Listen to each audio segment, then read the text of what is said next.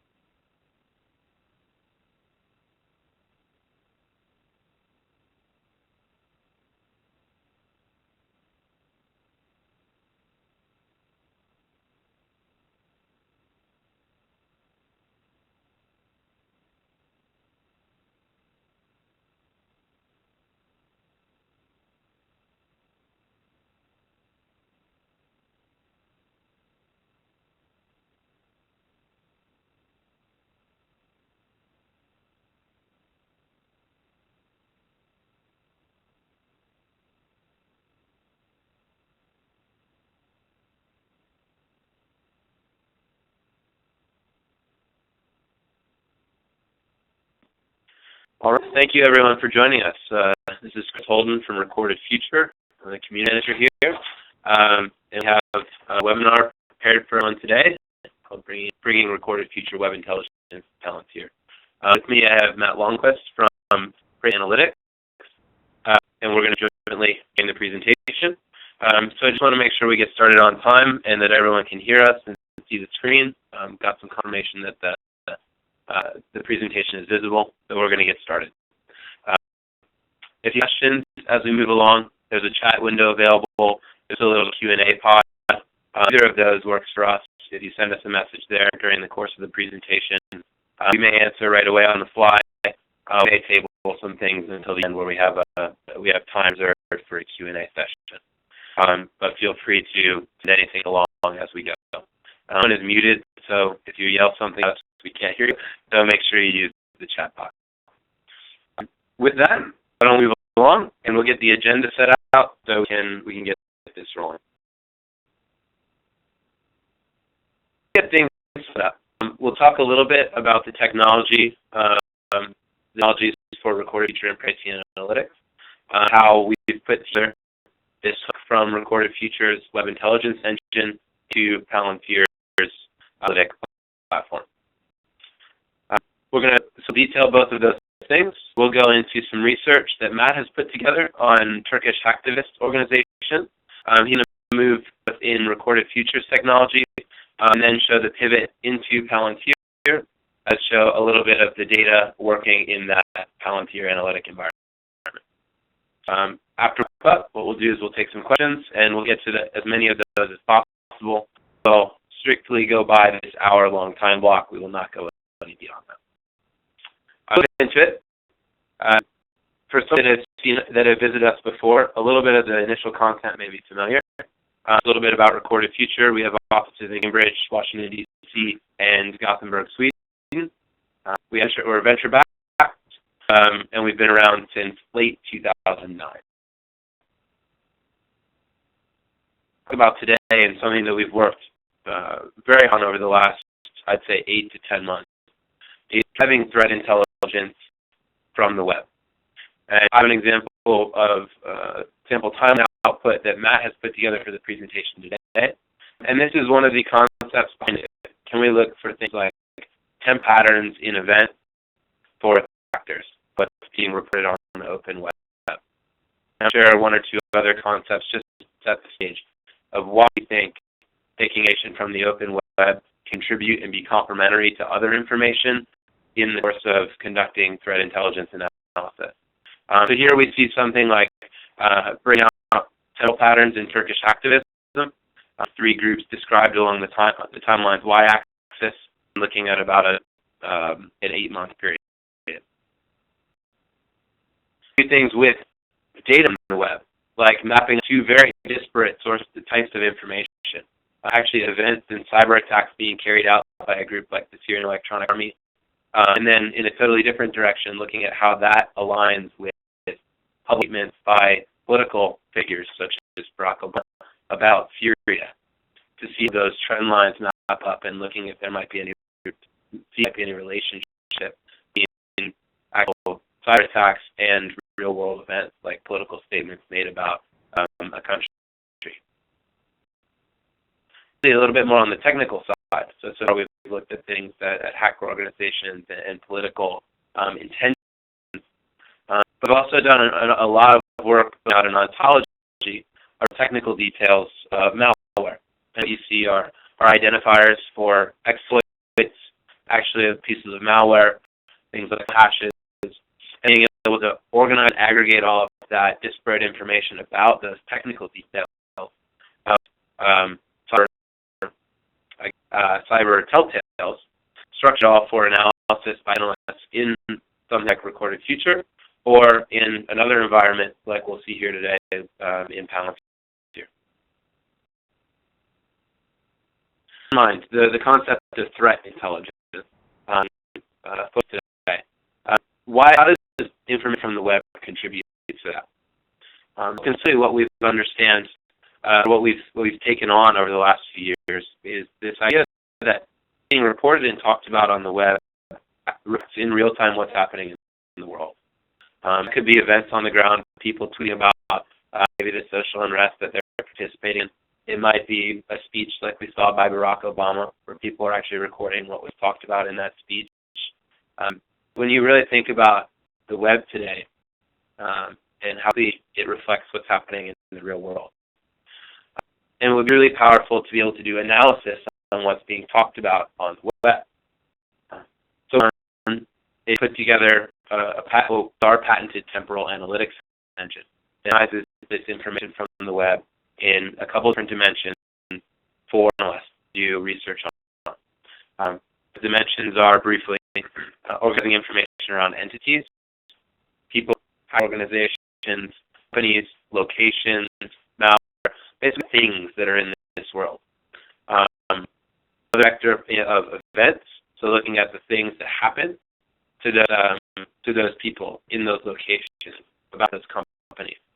And the additional vector of time, which is unique and is basically necessary when you're doing any sort of analysis like this.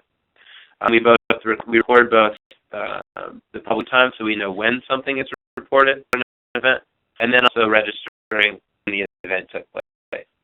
So we used that an event happened last Saturday, for someone saying we're planning to do something next Saturday. Structured in a database that we've collected and continue to curate over the last few years, and that information available on the fly for use in the visualizations that we've put together, and then potentially, like we're going to talk about today, that data out and leverage it in your own analytic environment, whether it's Palantir or it's other analysis toolkit that you have on hand.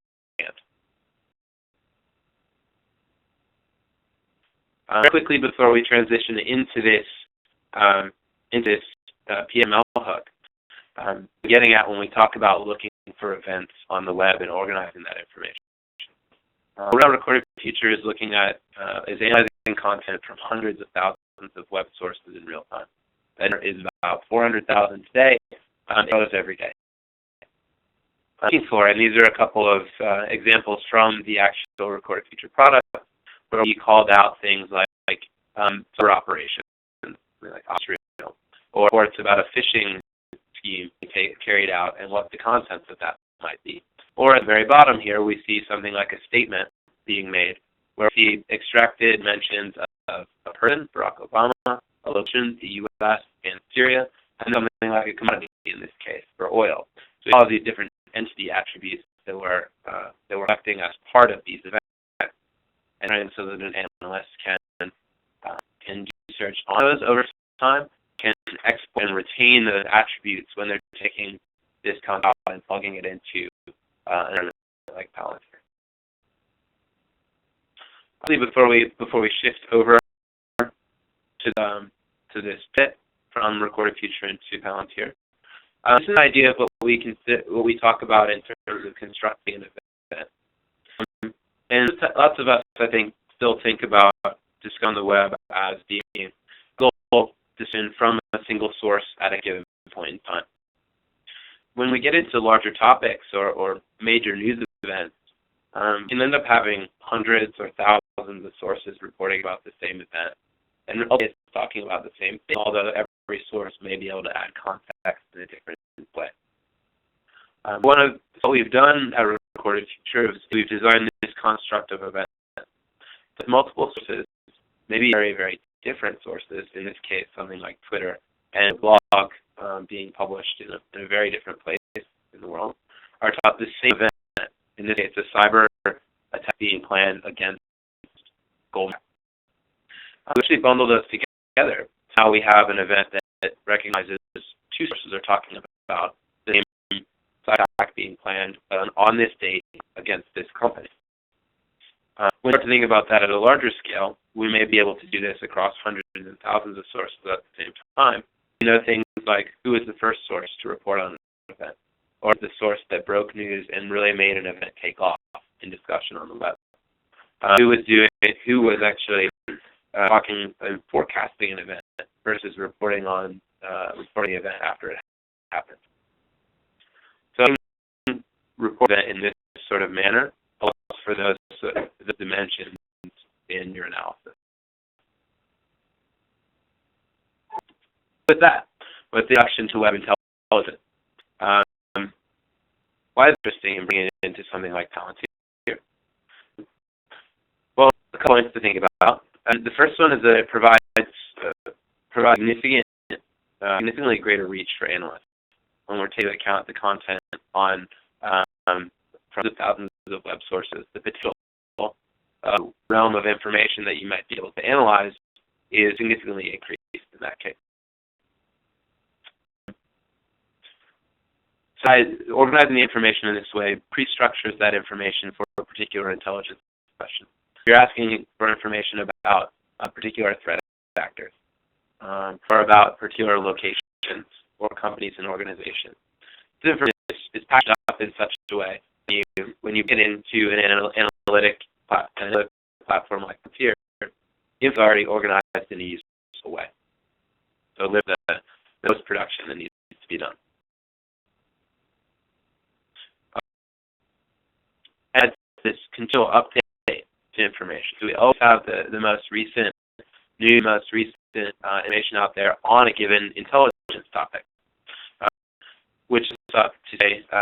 Maybe we want to combine this web information, what's out there from all these disparate sources, with the local knowledge that we have already hosted in our Palantir deployment.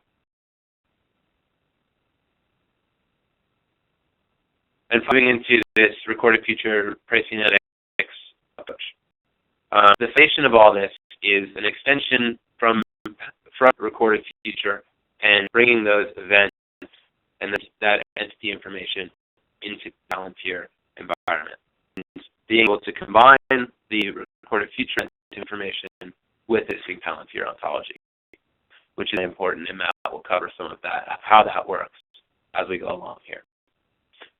Workflow to deliver this information from recorded future into Palantir was co-developed by recorded future and Praescient, as was the ontology for combining these information sets.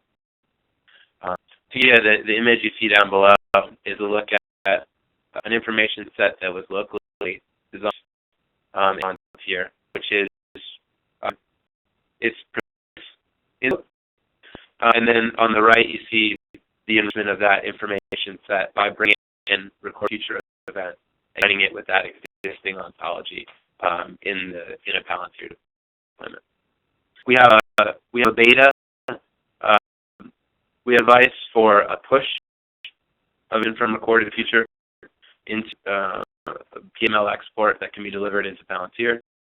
There's the potential to also set that up as a poll. If you wanted to ask a particular intelligence question, and every 15 minutes, every hour, every day, when that very same request for information that isn't yet prepared, but it's very possible. And we expect that to be a requirement for most intelligence teams.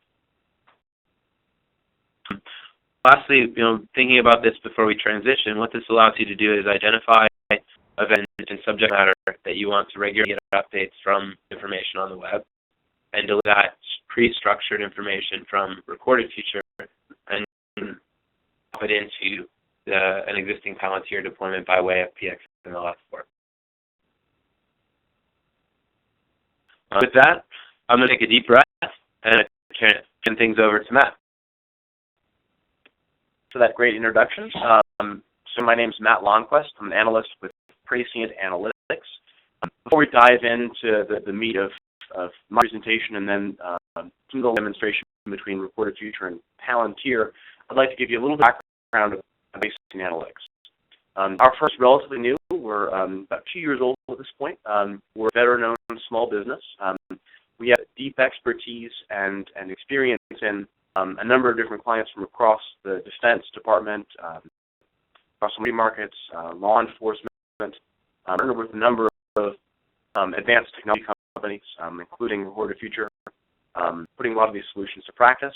And their experience levels or experience areas we've enumerated at the bottom of this slide, everywhere from providing on-site analytics support to your analysts on site, customized products and engineering support, training expertise to help technology providers better provide and convey the unique value that their systems provide to clients, as well as help clients identify the right mix of technologies for them, given the mission set, the data sets they're working with, and what kind of a difference they want to make in their environment. Before into some of the content-rich slides, I want to provide some of you who maybe are not familiar with Recorded Future a little background as to how the system works. And in this case here on the slide, we're taking a look at the timeline view, which is just one of the ways you can visualize information with Recorded Future. This is a timeline that's not related to the information we're looking at today. This is looking at coverage of the 2013 protests in Brazil, grouped by location, so in this case by city. The set of bubbles that you see here correspond to events that Recorded Future collects. Larger circles represent more events or more references. The higher that bubble floats on the graph, kind of the more relevant it is to your specific area. It also things like here, you also can click each one of those little bubbles and pull out the sourcing information, the original references that drive that specific reference bubble. So a little background as well into this for this specific project. We're taking a look here at the second spate of protests that began in Turkey, but in first Istanbul in about late May 2013. This kind of an environmentalist approach that was in a major park in the city. Response was pretty strong, pretty heavy-handed. Then catalyzed this route of increasingly outspoken protests throughout not only Istanbul, but then rapidly throughout the country as a whole throughout the summer. escalated the narrative, this environmental don't bulldoze our parks kind of narrative, and eventually became this more general pressure relief valve for folks who had various grievances with government to express themselves. And finally, most importantly, kind of where we then pick this up with our presentation, a lot of international attention from both the international media as well as from really well-known cyber groups such as Anonymous, Syrian Army, and one major Turkish group, Red Hat, that all their fire toward the Turkish government. The fact we want to show you here is just a down and dirty timeline of protest events that took place in Turkey between May of the year and then the present day. We see here, as you can see on the left-hand side, a massive surge in references to protest events in Turkey. We have this by city. You see most of them there are colored for Istanbul, where the protests began. The layout that we've got there on the top left identifies, interestingly, some of the major hashtags that were used by protesters to organize and gather, identify the site of protesters. Yuren Gezi, Occupy Gezi, referencing the park where the protest began. Continued protests later on throughout the year, a major one in September surrounding an attempt to build a road through a major university in the capital city, Ankara. As in December, some allegations of government corruption. I think in this case it was Minister Erdogan doing some court stacking, putting representatives that kind of aligned with his political ideology, perhaps religious ideology, in the court system to get more favorable outcomes. Saw a lot of tweets at that point calling for his resignation for a change in government. From what we're seeing on the physical landscape, actually on the ground with protests, we then see a significant cyber response. Those in Red Hat, Anonymous, and Syrian Electronic Army, because three of the major groups that really had a cyber presence when the protests began. We're the same time scale here. See what we might expect. A lot of discussion from Anonymous talking about hacking the president's website, the ruling party AKP's website.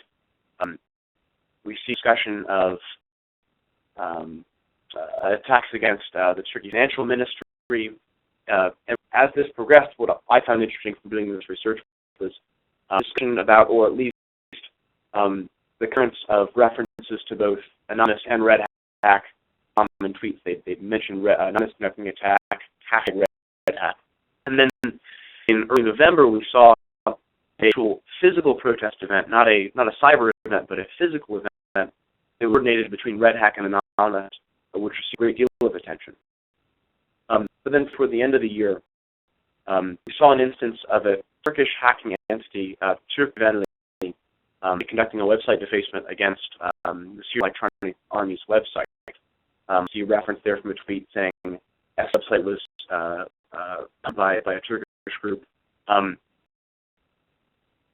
justification on Türkvenli's side was, we're Syrians from coming in and taking over our bandwidth and getting out our business. And then this kind of led this back and forth kind of cyber battle between Türkvenli and the SEA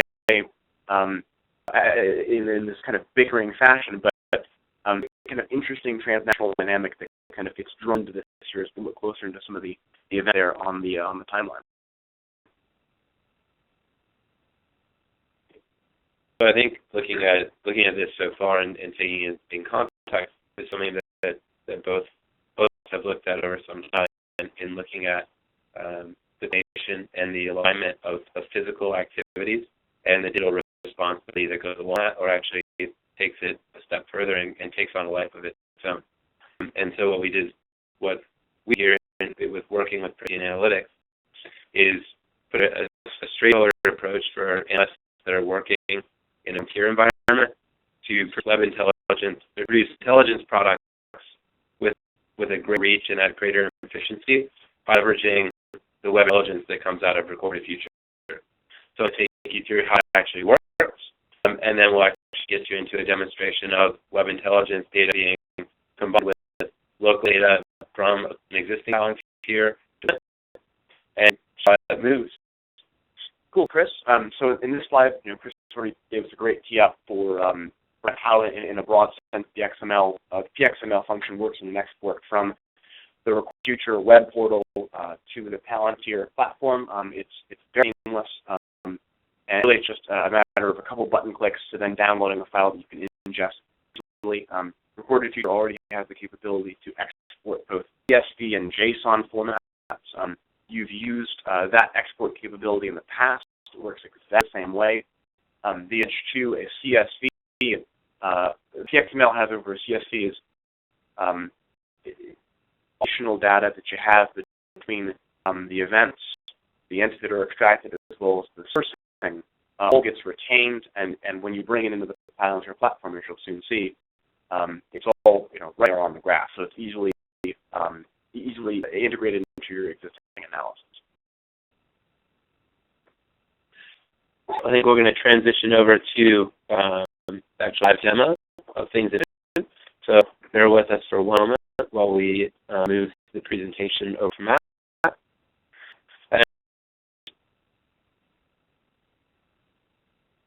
And a quick in while Matt's setting his side up, that from the recorded Future side, the arrangement is all SaaS. There's no data center deployment or anything, so it's all getting set up. You're a Record Future user, and this PXML export, deliver information into the Palantir Analytics platform. Just build that. So there's nothing that lives on the platform or needs a deployment of any kind. Matt will show just how easy it is here. As I mentioned a moment ago, it's really easy to pull this data out from Recorded Future and exportable format. We have on the graph a timeline that we showed earlier in the PowerPoint presentation. Really export just 2 steps. Click the drop-down button, click this event summary icon, and that's it. It'll appear in your My Work export folder within Recorded Future. But some of you might be wondering, how long does it take to actually get an export in Recorded Future and then out into Palantir? It varies, I would say, depending upon the size of the data you're working with, the size of your query. But I mean, within a matter of minutes, it's easy to get the data out into the Palantir platform. So with that, let's jump over right into Palantir, and I'll show you how this all works. Here on the graph, you'll see in a minute, we've got a picture of the end state we're looking for here. So we're trying through the course of this investigation to pull a clean network view that shows us the site entities of interest to us, as well as the protest events that are linked to them. So this is our end state here, but what I'm going to do is show you how for the sausage making process to get to this graph. And I'm going to load in the site information that we pulled in from Recorded Future, and now running through this here. So one thing I would say about the Palantir platform is its ability to ingest data, as we've shown, from various different data sets to help enable us. We have some information, as Chris mentioned, in our platform from some prior search, in this case from some protest information. So I'll pull that onto the graph now. And it's really easy to do that, come pretty quickly. For the demonstration, we're just going to focus on cyber groups. That would be the Electronic Army and Red Hat. So for what I'm going to do is also go through my histogram here and some groups and kind of call those out.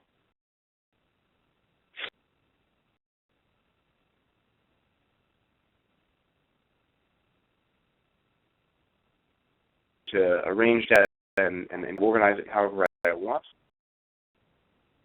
I think that it's useful to point out that what we have is we see all 3 of these groups represented in both data sets.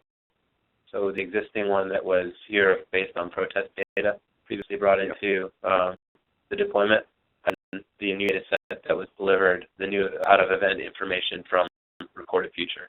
And what we're doing is we're combining those 2 so we have intelligence information integrated with existing data. What I've got here, Chris, thank you for that intro while I was fixing with the icons here. We see here a combined view between entities that we put in from for Futurist a moment ago, so cyber-related data, as well as entities that come in for our existing data set, our protest-related data.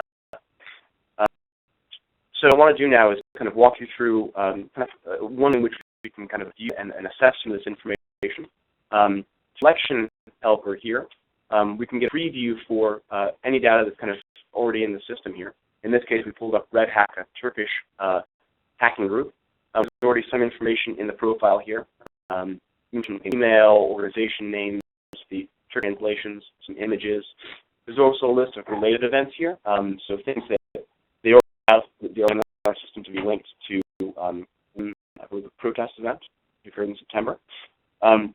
It's worth noting here, though, that, well, it currently exists. It's integrated. It exists in the platform, but we can do more to tie it together. So one way to do that for you here is show how to resolve these different entities, because in this case, we know that Red Hack in an existing system and the Red Hack we just brought in are one same. So to help us clear this up a little bit, we're going to resolve these two together. Now, it's worth mentioning before I do that, that in Palantir, we can do it and kind of an auto resolution function on the front end when you bring stuff in. So in this case, Red has in the system has a RFID number that's put in across. So every instance of Red Hack that appears here has that same RFID number. Set it up automatically such that it would roll based on that ID number, but for this demonstration, I'm going to resolve them manually for you just to see how it's done. The existing Red Hack entity here, it's also important to note that all the data that's associated with those two is retained. Palantir makes it very easy to take that information, corroborate it, but then also, if at some point decide, that version of Syrian Electronic Army that we just resolved, something that we want to key out about that, we want to separate those again. It's very easy to pull that out after this resolution's been completed. So now that all this together, we want to put into a little bit of a more measurable format. So what I'm here is just select all the events that are directly related to these three objects, to Anonymous, Syrian Electronic Army, and exclude others. So delete our graph here. A little bit of range here. Already you can see this is a much neater view, but I want a little bit more here to tidy this up so we can make better sense of the information on the graph. So I'm going to do a little bit of house cleaning here. Palantir has some tools built in that makes it really easy. Rear these, I can change the size of these guys so they're a little more easily visible, change colors.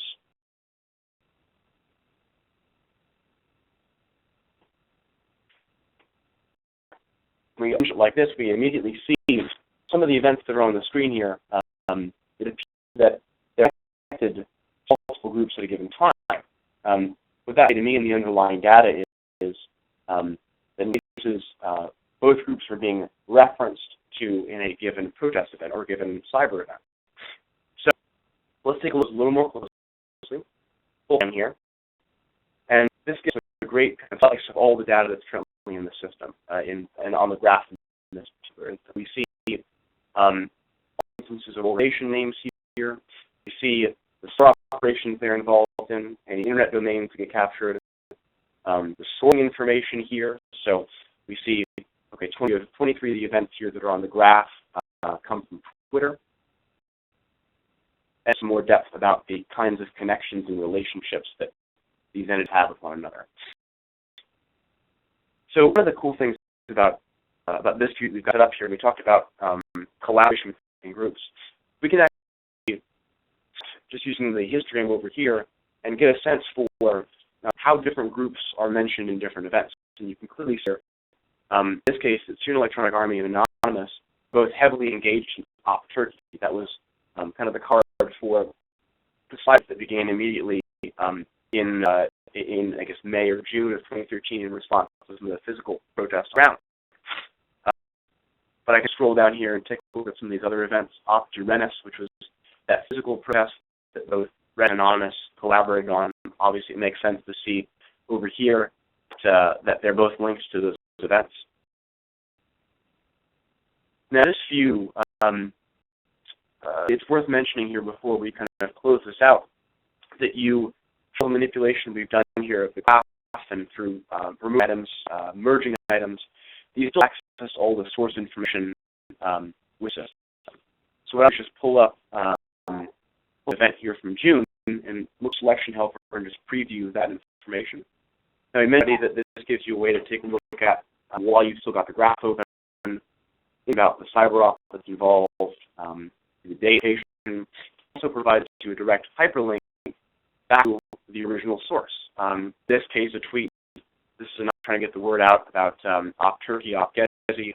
It's a great tie back to the original information. So if you really care about collecting information in open source, bringing it into your system, and you want to tag each individual tweet, each individual website, you certainly have the capability to do that. We really give as much flexibility to the analyst as possible throughout the process.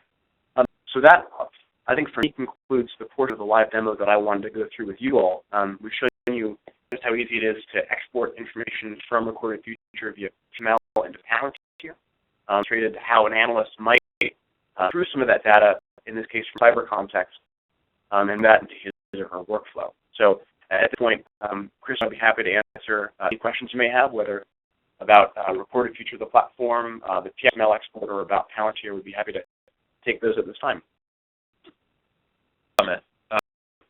And I wanted to kind of both things with mentioning that in that case, what was making as an analyst to push information set from Recorded Future into the existing Palantir environment. What would be expected and what we're going to add is a poll capability. So if that intelligence of interest was, say, these three patients that Matt did analysis on, we could regularly call the latest information that's out there being talked about on the web and draw it into our for additional analysis next time you log in or whatever that regularity may be.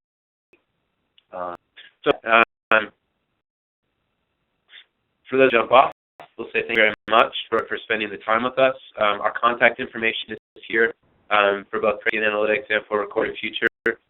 You can reach out to us via our website. You can post an email if you like. The message in the chat. And then just for questions. Somebody, after seeing this, do you have any questions about anything you saw or just curious about a particular aspect? Shoot a chat or in the Q&A pod, and we'll do our best to get through a couple of those.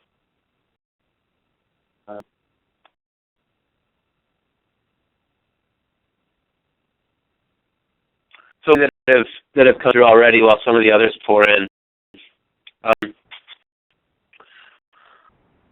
think one of the questions was how quickly can you push this information into Palantir? I think Matt mentioned it early on his discussion, but he said it's about a couple minutes. Or it really depends on the size of the data set you're working with. You can select different options within the Recorded Future platform to bring data or less data depending upon how much detail you want, how much depth you want to go into. And I think that kind of can affect how quickly it comes out from Recorded Future and then into Palantir. My experience, it usually just takes a couple of minutes. But really, it's again data dependent. Perfect. So the example today, I'll paraphrase. The question today, or the analysis today, was done a mix of national unrest and cyber intelligence. So we have heavily focused on the threat intelligence aspect of this and drawing that type of information and organizing it from the web for analysis. But the Recorded Future data set is not cyber specific necessarily. So if other domains that you work in, and I think Matt provided a good example of this by looking at protest activity as a history to this, as a backdrop. it's not necessarily cyber-specific. The data is rich in other domains as well.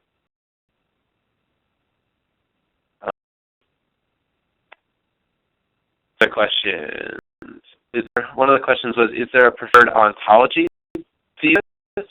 I'll speak a little bit to the recorded future side, and Matt, if you want to weigh in on the Palantir side. So one of you, we've marked up the data in a couple of those dimensions that I mentioned earlier. We have entities organized, events organized by category. You can think of a couple that Matt showed, protest, cyber attack. But it expands to areas like corporate activity, like acquisitions or business partnerships, things like that. Our end is pretty open in terms of how data is structured, mapped to a variety of different ontologies depending on the domain that you're working in. Matt, do you want to add to anything? Yeah, absolutely, Chris. I would say that our approach when we were designing kind of the ontology from the Palantir side was to keep change or modifications to the default ontology as light as possible. Without getting too technically involved in this, adding a recorded future event was pretty much the only significant difference between this and the default ontology. But if you have specific questions about how to get this working at, if you want to, for instance, and you want to get that deployed, I think offline and getting one of our folks to speak with you or speaking with engineer would probably be the way to go with that. There are questions that have come in about the query structure and how that is reflected in the Palantir instance. In this case, the query was defined in recorded future, and an export was done from recorded future to generate that PXML file and drop it into the Palantir instance. There isn't a reflection of that query in Palantir right now from what Matt showed. I used a couple times this concept of a pull mechanism for data. That would be reflected once we're able to develop that capability, in the sense that the could find a query and call down data from the recorded future API, essentially. Yeah, absolutely. So the way it would interact with this PXML is just any other data source, right? You have it in the system.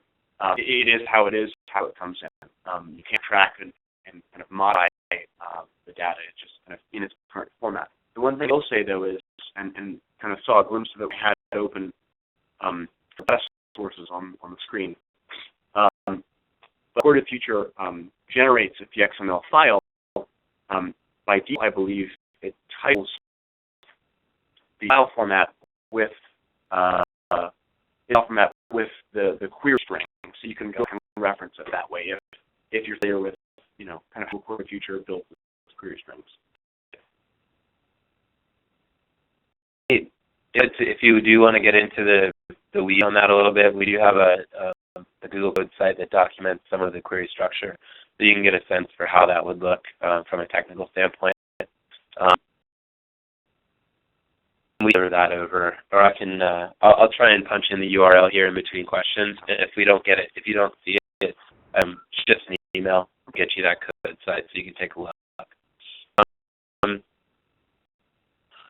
Question here, will there be a recording? Yes, we'll have a recording available, so if any of you are waiting for that before you departed, there will be a web recording so you can revisit things. The question about the sources of information for recorded future. So I think that question, is it possible to limit the sources of information? Something that probably comes out of the point that earlier that we're handling content from hundreds of thousands of sources, and some of it may be very specific to your domain of interest, but not be relevant at all.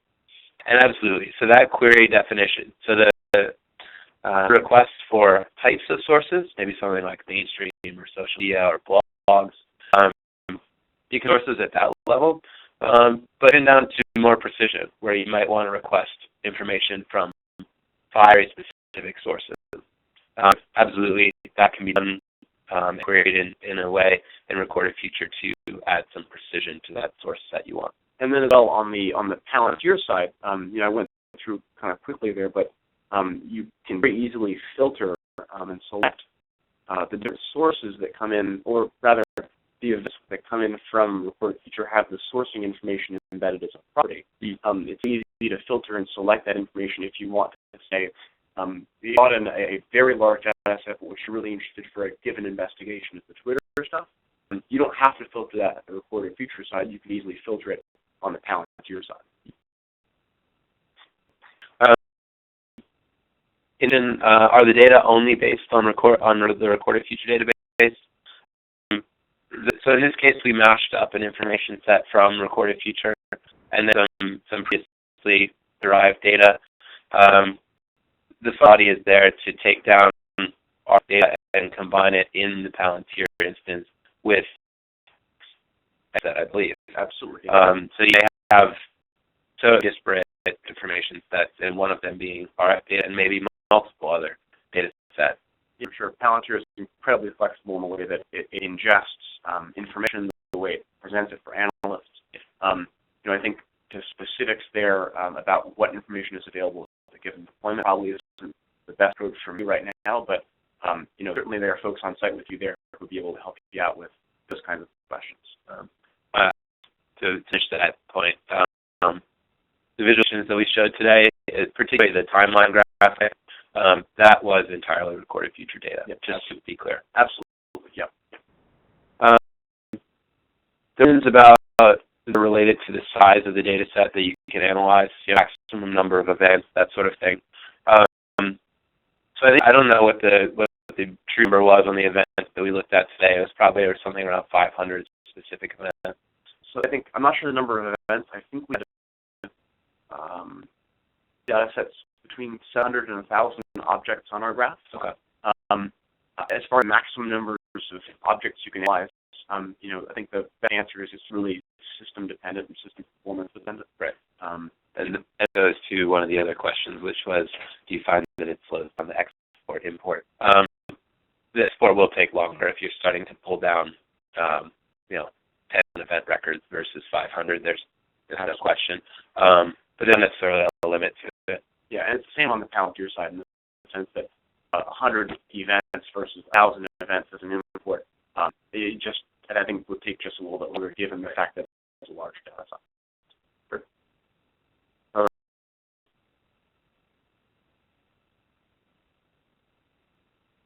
Another simple one I'll answer real quick is how can you actually put this into action? If you reach out to one of us, to myself, I send my email address. If you reach out to Praescient, probably through their website would be best. We'll get to the right people so we can actually get an indication of what how this will work. Absolutely.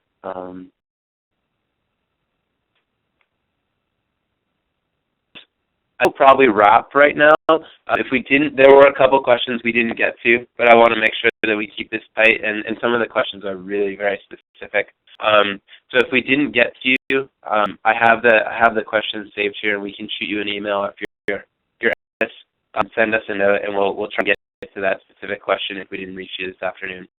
And we'll say thank you very much again, and we'll have a recording of this distributed in case you want to share it with any of your colleagues.